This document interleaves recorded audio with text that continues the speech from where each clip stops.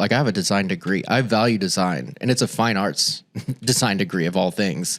Like I had to do printmaking, I had to do watercolors, all this stuff in order to get that degree. So like I value artistry a lot, but I see it just like Photoshop. Like if you're going to complain about AI as a tool, you should also complain that you have digital cameras instead of film, and then complain that there's cameras at all and that you're not sketching and painting things from scratch, because cameras take the jobs of painters, and then tractors take the jobs of laborers in the field.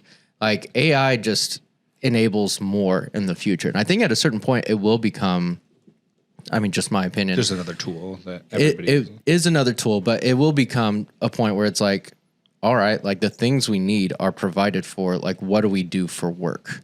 And I think a lot of it's going to be creative. A lot of it's going to be, but I think at a certain point, it's going to get a little Star Trek-y, and like we'll just get UBI and universal basic income across the board. Yeah.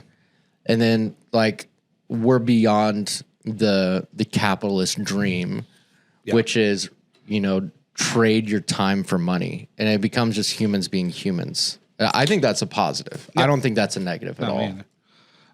And so like as you're an artist on that side, and the same way that like as you're playing that music, I'm just thinking of like what would Brian or Chad, like Brian Eichelberger, Chad from King's Kaleidoscope, like what would those guys that are like sitting in Gardner sitting in the room like